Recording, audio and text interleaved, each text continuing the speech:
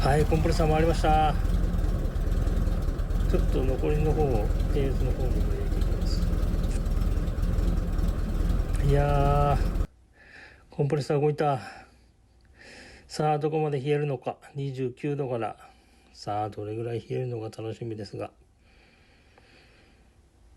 どんどん下がっていっていて 24.0、 23.9、ちょっと 23.9 で止まっちゃって、ちょっと冷えが、ちょっと緩いかなというところなんですけど、今回はこんな感じで様子を見ていこうかなと思ってます。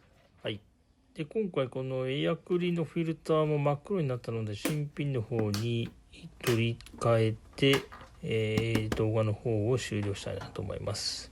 長らくご視聴ありがとうございました。チャンネル登録、高評価、どうぞよろしくお願いします。